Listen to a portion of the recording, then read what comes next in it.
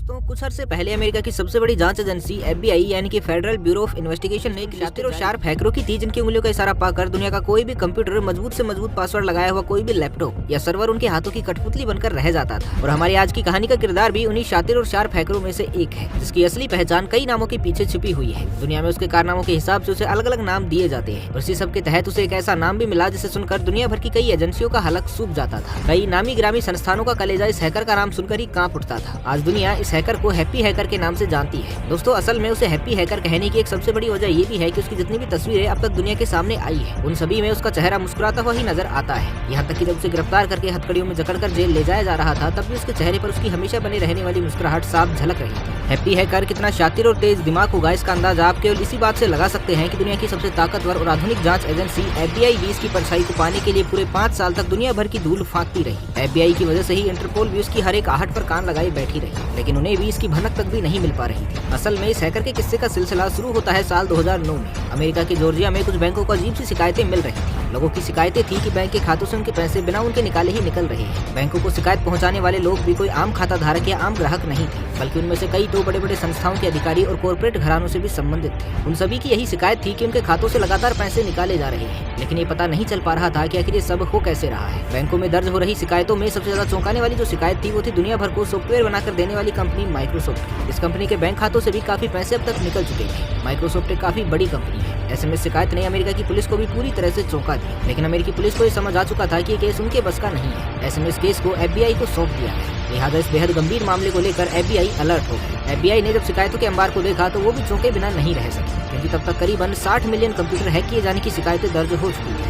इनसे जुड़े खातों को खंगाल कर उन्हें करीब करीब खोखला किया जा चुका था। तो ये सब कुछ हुआ था महज 3 साल के भीतर। हैकिंग के इस मामले में जब FBI जांच के मैदान में कूदी तो ये बात अच्छी तरह से समझ चुकी थी कि इतने सारे कंप्यूटर को जिसने भी खंगाला है उसकी तमाम जानकारी, डेटा और खाता सभी पर एक तरह से उस शख्स का अधिकार हो गया है और इस शख्स का कुछ भी अता पता नहीं था। जब जांच की गई तो पता चला कि इस हैकर ने महज 3 सालों के भीतर अपने एक साथी के साथ मिलकर 2009 से 2012 तक $4 बिलियन अलग अलग खातों से हड़प लिए थे। ये इतनी बड़ी रकम है कि इसे गिनने में आम लोगों को शायद उतना ही वक्त लग जाएगा जितने समय में इस हैकर ने इसे चुराया था। इतनी बड़ी रकम की चोरी ने FBI के साथ साथ इंटरनेशनल पुलिस को भी पूरी तरह से बेचैन कर दिया था। FBI के सामने सबसे बड़ा सवाल यही था कि आखिर ये है कौन जिसने पूरी दुनिया की पुलिस के साथ साथ दुनिया की तमाम एजेंसियों की नींद भी चुरा ली थी। ये कोई ऐसा शख्स था जिसकी परछाई तक का जांच एजेंसियों को पता नहीं चल पा रहा था। लगातार कई दिनों और कई रातों तक दुनिया भर के तमाम हैकरों की कुंडली खंगालते खंगालते FBI के एजेंटों की आंखें सूख गई थी, पर उन्हें इस हैकर के बारे में कुछ भी पता नहीं लग पा रहा था। लेकिन तभी उन्हें एक सूचना मिलती है जिसने थकार कर बैठे FBI ऑफिसर्स की आंखों को एक नई चमक से भर दिया। खबर थी कि अल्जीरिया में रहने वाला एक हैकर है हैमजा बंडेलाज और वही ये सब कर रहा है। अब FBI के तमाम एजेंट जो इस काम पर लगे हुए थे सबके सब इस नाम के पीछे पड़ गए। कुंडली खोद कर बाहर निकाल लाने में माहिर FBI ने देखते ही देखते हैमजा का भी सारा अतीत बाहर निकाल लिया। FBI को पता चला कि हैमजा 20 साल का एक सॉफ्टवेयर इंजीनियर था। FBI ने अब हैमजा को पकड़ने की अपनी प्लानिंग शुरू कर दी।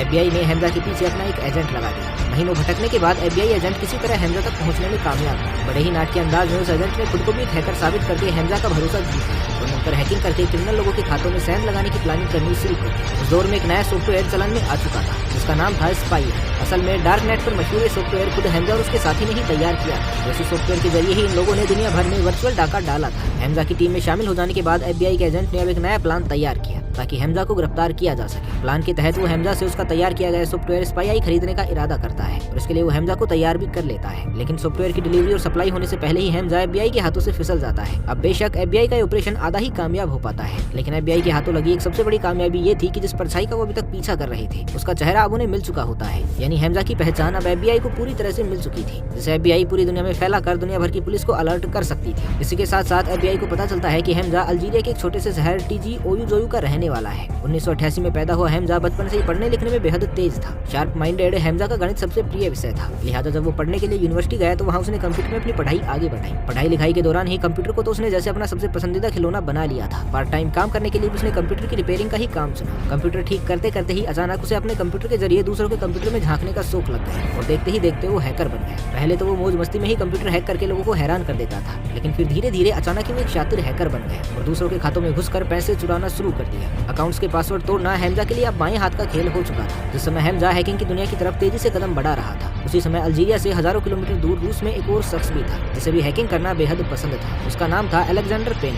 उसकी उम्र भी ज्यादा नहीं थी, वो भी केवल 25 साल का ही था, यानी दोनों करीब करीब हम उम्र ही थे। FBI की जांच में सामने आया कि जिस सॉफ्टवेयर स्पाई के जरिए हैमजा ने दुनिया भर के कंप्यूटर को खोखला किया था वो असल में पेनिन ने ही तैयार किया था। जिस वक्त वो इस सॉफ्टवेयर को लगातार अपडेट कर रहा था तभी पेनिन को हैमजा के बारे में पता चला। दोनों के शौक एक जैसे थे, दोनों की फितरत भी एक ही जैसी थी, लिहाजा दोनों के बीच दोस्ती भी जल्दी ही हो गई। मिलने के बाद दोनों ने उस सॉफ्टवेयर को अपना हथियार बनाया और दुनिया को खोखला करने के लिए निकल पड़े। ये लोग वायरस के जरिए लोगों के कंप्यूटर में एंट्री करते और उसके बाद पूरा कंप्यूटर ही हड़प लेते थे। इनकी बदमाशी का आलम यह था कि जिस स्पाई आई के जरिए ये लोग दुनिया भर के तमाम लोगों के कंप्यूटर को हड़पते जा रहे थे, अब उसी सॉफ्टवेयर को इन लोगों ने डार्क नेट पर बेचना भी शुरू कर दिया। इन लोगों के तेजी से बढ़ते हुए कदमों की आहट जैसे ही अमेरिका पहुंची तो अमेरिका में शिकायतों के अंबार लगने शुरू हो गए। इसके बाद इनकी तलाश शुरू की गई, मगर जिनके दिमाग कंप्यूटर से भी तेज हों वो भला FBI के हाथ भी इतनी आसानी से कहां लगने वाले थे। ये दोनों हैकर दुनिया की तमाम एजेंसियों को चकमा देकर सरपट दौड़े चले जा रहे थे। लेकिन 2009 से शुरू हुए इस सिलसिले को 4 साल बाद यानी 2013 में अचानक ही ब्रेक लगने शुरू हुई, जब 7 जनवरी 2013 को हैमजा अपनी नई नवेली बीवी के साथ छुट्टियां मनाने के लिए मलेशिया पहुंचता है। प्रोग्राम ये था कि मलेशिया से उसे सीधे काहिरा जाना था। शातिर और शार्प हैकर हैमजा इतना होशियार और चौकन्ना रहता था कि वो अपना फोन कभी भी एक दिन में ज्यादा इस्तेमाल नहीं करता था, जिसकी वजह से उसको ट्रेस करना किसी भी एजेंसी के लिए काफी मुश्किल काम था। एजेंसियों की नजरों में धूल झोंकने के लिए अक्सर वो सैटेलाइट फोन से बात किया करता था। मलेशिया से छुट्टी मनाने के बाद काहिरा के रास्ते से हैमजा को जब थाईलैंड में अपनी फ्लाइट चेंज करनी थी तभी एयरपोर्ट पर तैनात इंटरपोल के अधिकारी उसे पहचान लेते हैं, लिहाजा पुलिस अफसर उसे और उसकी बीवी को एयरपोर्ट पर ही रोक लेते हैं। पुलिस अधिकारियों की बातचीत के दौरान वो अपनी पहचान नहीं छुपाता है, बल्कि साफ साफ ईमानदारी से और मुस्कुराते हुए अपनी सारी बातें बता भी देता है। लेकिन वो पुलिस अधिकारियों के सामने एक शर्त भी रखता है कि उसके किसी भी गुनाह में उसकी बीवी का कोई भी रोल नहीं है, इसलिए उसे सफर जारी रखने की इजाजत दी जाए। अधिकारी उसकी बात मान लेते हैं और हैमजा की बीवी को काहिरा जाने की इजाजत दे देते हैं। इसके बाद हैमजा को अमेरिका के अटलांटा लाया जाता है, जहाँ उसके खिलाफ मुकदमा चलता है। 2 साल तक चले मुकदमे के दौरान FBI ने हैमजा के खिलाफ जो सबूत दिए उसके मुताबिक हैमजा और उसके साथी पेनिन ने 217 बैंकों से करीब 60 मिलियन खातों को खाली करके $4 बिलियन की रकम लूटी थी। अदालत ने हैमजा को दोषी पाए जाने के बाद 25 जून 2015 को उसे 30 साल की कैद की सजा सुनाई, साथ ही $14 मिलियन का जुर्माना भी लगाया। हैमजा को जेल भेजने के बाद अब FBI की टीम उसके साथी पेनिन की तलाश में जुट गई, लेकिन इसके लिए FBI को ज्यादा नहीं भटकना पड़ा और जुलाई 2013 में ही अटलांटा एयरपोर्ट से FBI ने पेनिन को भी गिरफ्तार कर लिया। पेनिन पर भी मुकदमा चला और उसे भी जेल भेज दिया गया। जब हैमजा से इतनी बड़ी रकम को लूटने की वजह पूछी गई तो उसने कहा कि उसके 2 ही शौक थे और अपने इन्हीं शौकों को पूरा करने के लिए वो जरूरत के मुताबिक बैंकों से पैसे निकालता था और उन्हें खर्च करता था। हैमजा का पहला शौक था दुनिया के महंगे से महंगे हवाई जहाज के फर्स्ट क्लास में सफर करना और दूसरा था दुनिया की महंगी से महंगी जगहों पर रहना और घूमना। वो एक आलीशान लाइफ स्टाइल जीने के अपने सपने को पूरा कर रहा था, इसलिए उसने ये सब कुछ किया था। वेल दोस्तों, आपका हैमजा के बारे में क्या कहना है हमें कमेंट करके जरूर बताइएगा। बाकी आज के लिए बस इतना है, मिलते हैं एक नई